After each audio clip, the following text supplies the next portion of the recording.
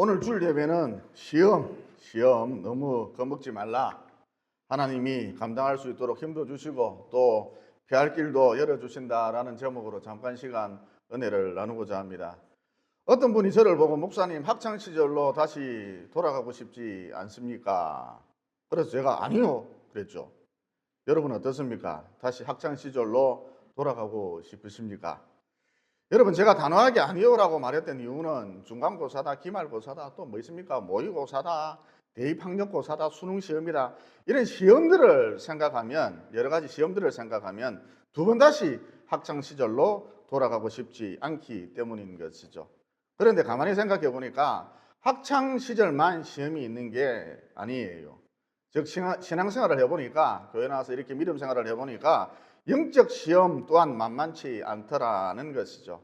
방금 읽은 본문 말씀 다시 한번 읽어보겠습니다. 사람이 감당할 시험 밖에는 너희가 당한 것이 없나니 오직 하나님은 미쁘사 너희가 감당하지 못할 시험 당함을 허락하지 아니하시고 시험 당할 즈음 또한 피할 길을 내사 너희로 능히 감당하게 하시느니라.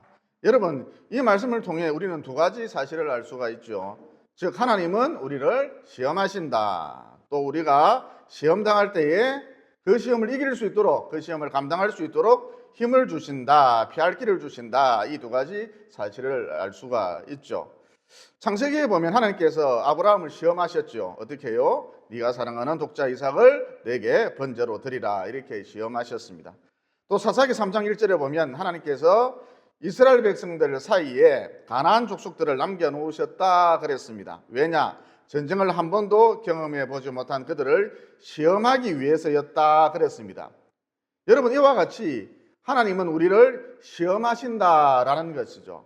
그런데 야고보서 1장 13절에 보면 이런 말씀도 나오거든요. 사람이 시험을 받을 때에 내가 하나님께 시험을 받는다 하지 말지니 하나님은 악에게 시험을 받지도 아니하시고 친히 아무도 시험하지 아니하시느니라. 그러니까 시험에는 두 가지 종류가 있다는 거예요.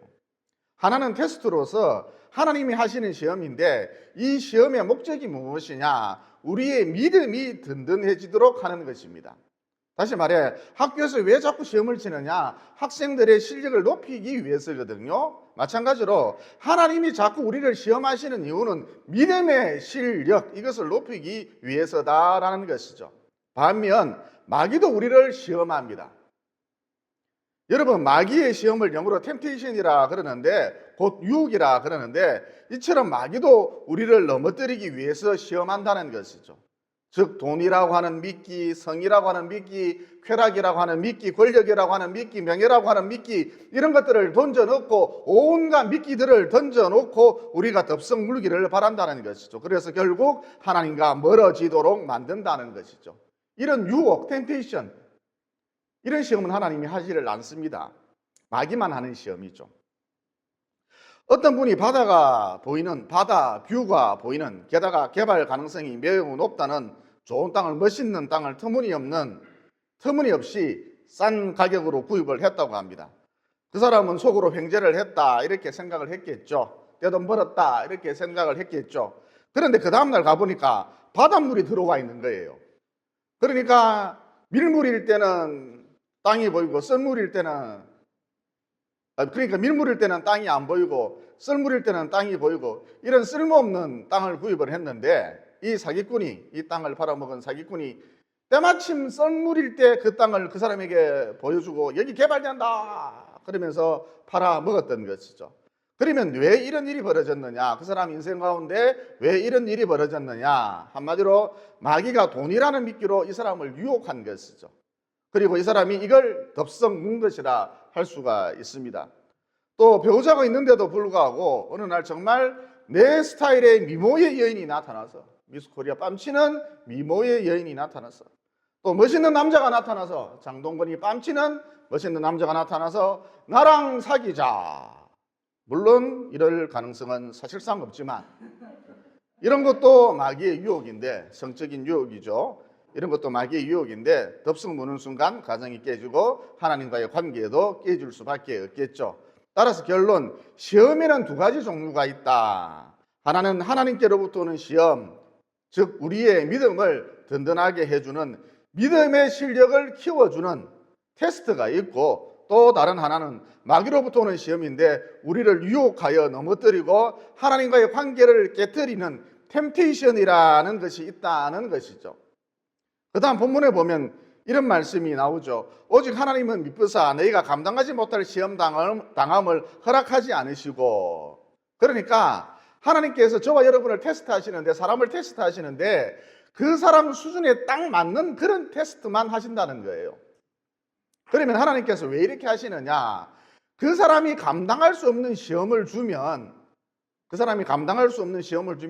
그가 가지고 있던 작은 믿음마저도, 콩알 만한 믿음마저도 내팽개칠 우려가 있기 때문인 것이죠.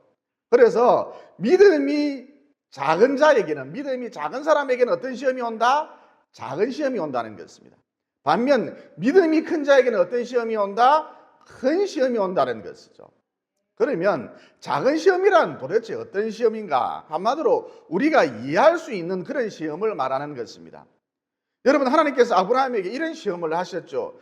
너는 너의 고향과 친척과 아버지의 집을 떠나 내가 너에게 보여줄 땅으로 가라. 내가 너로 큰 민족을 이루고 너에게 복을 주어 너의 이름을 창대하게 하리니 너는 복이 될지라.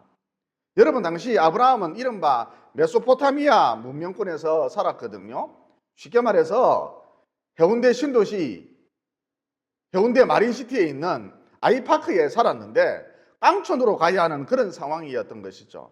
하지만 아브라함은 믿음으로 순종했습니다. 기꺼이 갔습니다. 기꺼이 떠났습니다. 왜죠? 내가 너로 큰 민족을 이루고 너에게 복을 주어 너의 이름을 창대하게 하리니 너는 복이 될지라. 하나님께서 이런 약속을 해 주셨기 때문입니다. 그래서 아브라함은 그 대단한 멋있는 화려한 문명권을 떠나서, 메소포타미아 문명권을 떠나서 깡촌으로 가는 것을 두려워하지 않았던 것이죠. 여러분, 이와 같이 우리 수준에서 이해할 수 있는 시험, 이게 작은 시험이라는 것이죠. 또 하나님께서 주의를 성수하라 그러셨잖아요. 즉 내가 주의를 복되게 하였으므로 주의를 성수하는 너희도 복되게 하리라, 이렇게 약속해 주셨지 않습니까? 그래서 우리는 이 약속을 믿고 얼마든지 주일 성수할 수 있다는 것이죠. 여러분, 이와 같이 우리가 이해할 수 있는 시험, 이게 작은 시험이라는 것이죠. 또 하나님께서 우리를 시험하시는데 11조 생활을 하라 그러셨지 않습니까?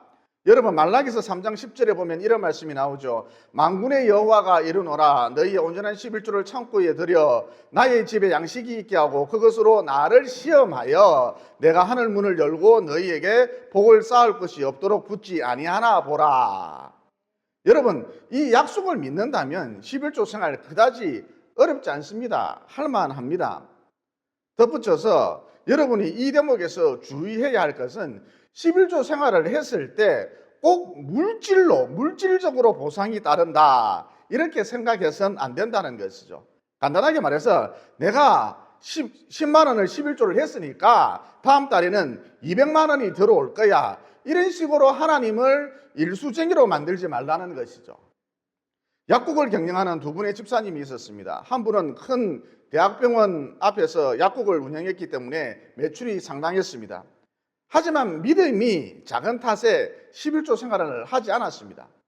반면 또 다른 한 분은 코딱지만한 작은 병원 앞에서 약국을 운영했기 때문에 그냥 먹고 살 정도의 수입만 올라왔죠. 그런데 이분은 믿음이 있었기 때문에, 11조에 대한 믿음이 있었기 때문에 비록 수입이 적었지만 11조 생활을 철저히 했습니다. 이후 12월 31일 연말 각각 손에 실제로 쥔 돈을 정산을 해보니까 둘이 똑같았습니다. 그러면 그 이유가 무엇이냐? 큰 대학병원 앞에서 약국을 운영했던 분은 집안에 크고 작은 문제가 끊이지 않았던 거예요. 아이가 다치거나 송사에 휘말리거나, 그래서 변호사 비용으로 몇 천만 원을 날리거나, 또 남편이 빚 보증을 잘못 써주는 바람에 큰 돈을 물어주거나, 이런 일이 있었죠. 그러니까 돈은 엄청 많이 벌었습니다만 나가는 돈도 굉장했던 거예요. 반면 코딱지만한 병원에서 약국을 운영했던 분은 집안이 너무너무 평안한 거예요. 순풍에 돛단 듯 너무너무 평안한 거예요. 아이들도 무탈하고 남편도 무탈하고 자기도 별일이 없고 그냥 평안한 거예요. 즉 비록 돈은 적게 벌었지만 나가는 곳, 돈이 새어 나가는 곳, 지출할 곳이 거의 없었던 것이죠. 그러니까 무슨 얘기냐? 여러분, 우리가 11조 생활을 할 때에 하나님께서 복을 주시는데 꼭 돈으로 보상을 해주시는 것이 아니라 건강을 지켜주시는 것, 화재나 교통사고 이런 불의의 사고를 막아주시는 것, 또 송사를 막아주시는 것. 송사에 한번 휘말려 보십시오. 돈 1,000만 원 나가는 것 일도 아닙니다. 또 자녀가 상을 받는 것, 장학금을 타는 것, 또 좋은 사람을 자꾸 만나도록 해주는 것, 또 거친 사람들이 떨어져 나가도록 해주는 것, 이렇게 다양한 형태로 나타난다는 것이죠. 예를 들어서 저 같은 경우 기숙사비에, 책값에, 생활비에 서희 뒷바라지 하는 게 사실 좀 힘들거든요. 그러나 11조 생활을 철저히 했더니 서희가 좋은 머리도 아닌데 장학금을 받아오더라는 것이죠. 성적 장학금을 받아왔습니다. 또 얼마 전에는 동영상을 제작해서 정부기관에 제출을 했는데 이게 당선이 되어서 상가, 상금을 받아야 한대요.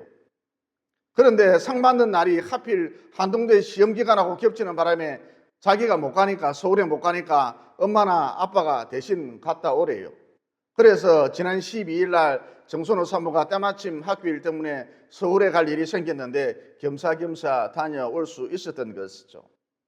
여러분, 제가 머리가 참 안 좋거든요. 남들이 다 웃을 때 혼자 멍청하게 앉아 있습니다.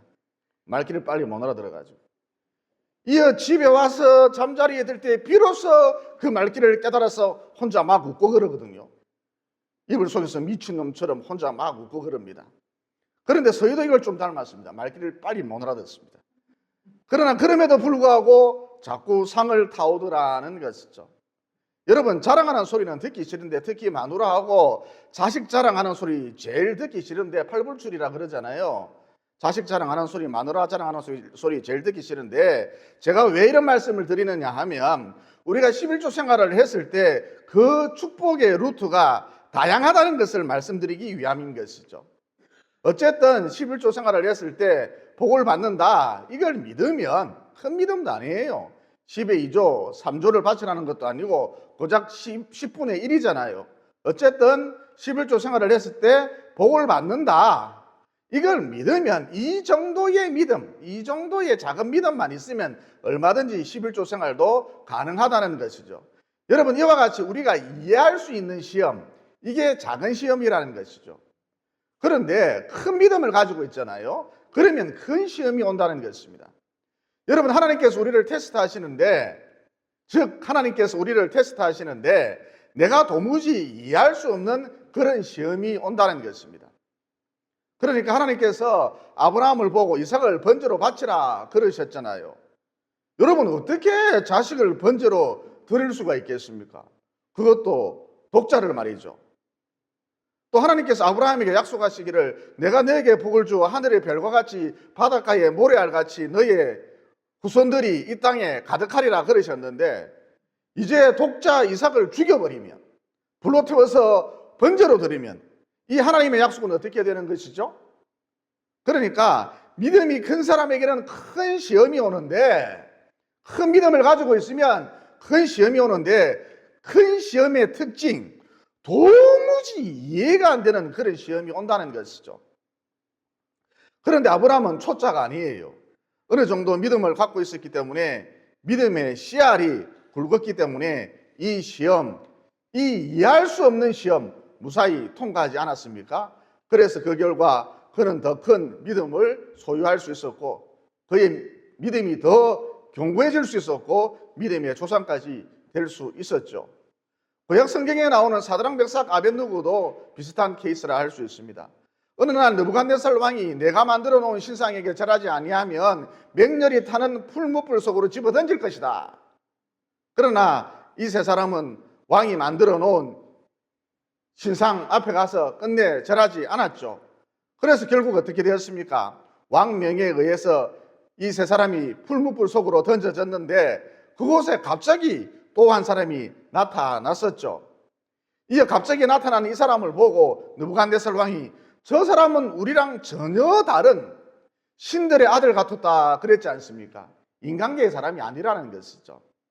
그러니까 우리 예수님이 풀무불 가운데 던져진 사드락 메삭 아벤누고와 함께 그들과 함께 해주셨던 것이죠.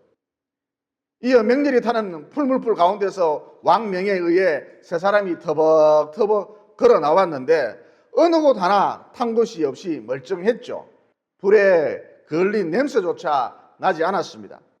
어쨌든 평소 신앙생활을 참 잘한 사람들, 신실한 믿음의 사람들, 신본주의자들, 뜨거운 신본주의자들, 그토록 하나님을 잘 섬겼는데 이런 이해할 수 없는 시험이 왔다는 거예요.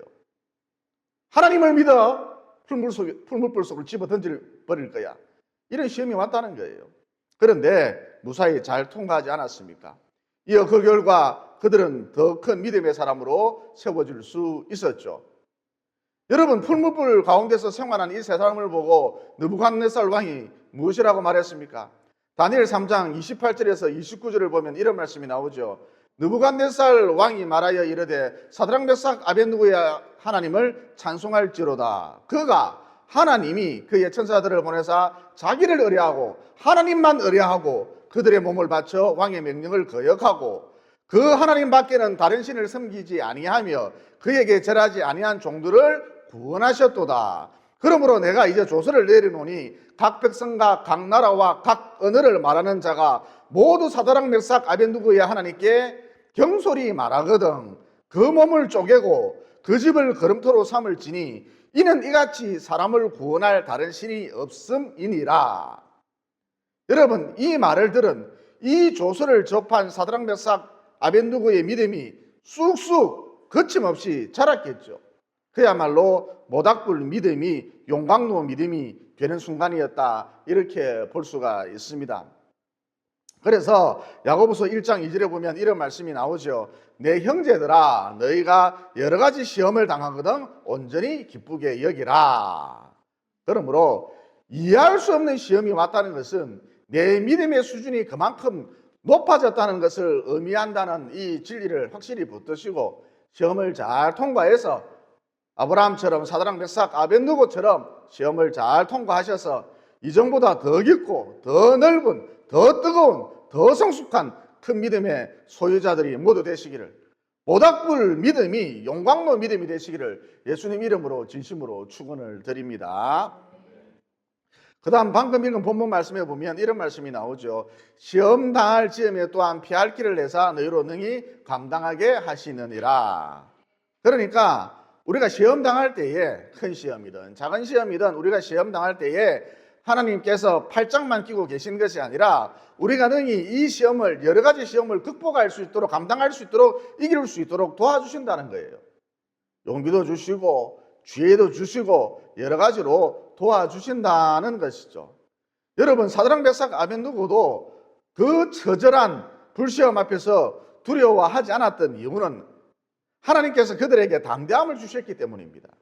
물론 그들의 결단, 용기도 중요했습니다만 그들이 이 시험을 통과하는 데 있어서 결정적인 요소는 하나님이 주신 담대함이다라는 것이죠. 또 아브라함 같은 경우 그가 이삭을 번제로 드리려고 모리아 산으로 올라갔는데 아브라함의 결단, 아브라함의 용기도 중요했습니다만 그가 이 이해할 수 없는 시험을 통과하는 데 있어서 결정적인 요인은 하나님이 순종할 능력을 그에게 더해 주셨기 때문이다라는 것이죠. 이어 그가 모리아 산으로 가서 이삭을 칼로 치려 할 때에 하나님께서 나타나셔서 그 아이에게 손을 대지 말라 하시면서 산양을 준비해 주셨지 않습니까? 그래서 아브라함은 이삭을 대신하여 이 산양을 번제로 드릴 수가 있었죠. 그러니까 목숨을 내놓고 오직 하나님만 섬기기로 작정을 하고 일사각오의 정신으로 순종하면, 내 목숨을 내놓고 순종하면 하나님이 이 이해할 수 없는 큰 시험도 무사히 치를 수 있도록 도와주신다는 거예요. 어떻게 하나 보자, 저놈 어떻게 할까, 그러고 팔짱만 끼고 계신 것이 아니라 그 큰 시험도 잘 통과할 수 있도록 옆에서 푸시를 해준다는 것입니다. 이 하나님께서 모세에게 명령을 하셨습니다. 너는 출애굽하여서 이스라엘 백성들을 이끌고 광야로 나아가라. 그런데 여러분 당시 광야 생활을 할 수 있는 장비나 시설이 전혀 갖추어져 있지 않았거든요. 또 광야라고 하는 거 낮에는 기온이 40도까지 올라가지만 밤에는 영하의 기온으로 뚝 떨어지거든요. 그런데 이것에 대한 대비책도 전혀 없었다는 것입니다. 또 이스라엘 민족 전체가 이동을 해야 하는데 식사 문제나 식수 문제나 이것은 또 어떻게 할 것입니까? 대비책이 1도 없었습니다. 하지만 그럼에도 불구하고 하나님께서는 모세에게 명령하시기를 너는 출애굽을 벗어나서 이스라엘 백성들을 이끌고 광야로 나아가라 그러셨거든요. 이어 모세가 순종을 했고 광야로 나아갔더니 여러분 참 정말 신기한 게 하나님께서 피할 길을 열어주셨다는 것이죠. 여러분 최소 200만 명이나 되는 이스라엘 백성들이 광야로 나아가서 광야 사막 에담이라는 곳에 처음 도착을 했고 이어 낮에는 정말 찌는 듯한 더위로 인해서 또 밤에는 추위로 인해서 영하로 기온이 떡 떨어졌으니까 추위로 인해서 상당히 고통스러웠는데 글쎄 하나님께서 구름 기둥을 세우셔서 해를 가리기에 충분한 큰 그늘을 만들어 주셨죠. 구름 기둥을 세우셔서 자결하는 태양으로부터 저들을 보호해 주셨다는 것이죠. 여러분 저는 구름 낀 하늘을 참 좋아하는데 구름을 너무너무 좋아하는데 그 구름을 보면 특별히 구름이 해를 가리면 구름 기둥이 생각이 나서 참 은혜가 되더라고요. 어쨌든 하나님께서 광야를 지날 때에 이스라엘 백성들이 광야를 지날 때에 구름 기둥을 세우셔서 자결하는 태양열로부터 저들을 살뜰히 보살펴 주셨습니다. 또 밤에는 불기둥을 세우셔서 큰 난로를 만들어 주신 것이죠. 불기둥을 세우셔서 추위로부터 또 광야의 들짐승으로부터 저들을 이스라엘 백성들을 보호해 주셨지 않습니까? 이어 이스라엘 백성들 홍해를 가로질러 수르 광야, 엘림 그리고 신광야라는 곳에 도착을 했는데 애굽에서 가지고 나왔던 식량이 모두 이때 바닥이 나고 말았죠. 그래서 이스라엘 백성들이 원망을 했습니다. 모세를 따라 광야로 나왔더니 개죽음이다, 굶어 죽게 생겼다 그러면서 원망을 했습니다. 그러니까 모세를 따라 곧 하나님의 명령에 따라 광야로 나왔는데 두 번째 고비, 두 번째 시험이 그들에게 찾아온 것이죠. 그런데 이런 시험이 왔을 때 어떤 일이 벌어졌습니까? 갑자기 하늘에서 눈송이 같은 것이 내렸는데 아주 부드럽고 그 맛이 꿀송이 같았죠. 여러분 이게 무엇이죠? 그 유명한 만나였지 않습니까? 그러니까 시험이 왔을 때 하나님께서 피할 길을 열어주셨는데 여러분 당시 이스라엘 백성들은 가나안 땅에 도착하기 직전까지 무려 40년 동안이나 이 만나로서 매일매일 식량을 공급받을 수 있었죠. 그러니까 앞서도 말씀드렸습니다만 우리가 시험당할 때에 큰 시험이든 작은 시험이든 우리가 시험당할 때에 하나님께서 팔짱만 끼고 계신 것이 아니라 우리가 능히 이 시험을, 이 여러 가지 시험들을 극복할 수 있도록, 감당할 수 있도록 도와주신다는 거예요. 그러므로 여러분 이런 맥락에서 삶 속에 시험이 왔을 때 두려워하지 마십시오. 그냥 하늘만 바라보고 기도하시면 됩니다. 왜죠? 우리 하나님께서 피할 길을 열어주시기 때문인 것이죠. 또 누가복음에 보면 예수님께서 십자가를 지시기 전 너무나도 괴롭고 걱정이 된 나머지 얼마나 앞이 캄캄하셨겠어요. 십자가를 지시기 전 너무나도 괴롭고 고통스러운 나머지 겟세마네 동산에서 땀방울이 핏방울이 되도록 기도하셨지요. 아주 힘든 시간을 보내셨습니다. 너무너무 고달픈 시간을 보내셨습니다. 여러분 그때 어떤 일이 벌어졌습니까? 누가복음 22장 43절에 보면 이런 말씀이 나오죠. 천사가 하늘로부터 예수께 나타나 힘을 더하더라. 그러니까 우리 예수님 시험을 능히 감당할 수 있도록 이겨낼 수 있도록 십자가를 능히 질 수 있도록 하나님이 도와주셨다는 거예요. 여러분 이와 같은 은혜가 우리에게도 동일하게 있습니다. 즉 시험 당할 때에 하나님께서 도와주신다는 거예요. 그래서 그냥 막 일사각오의 정신으로 순종하면 됩니다.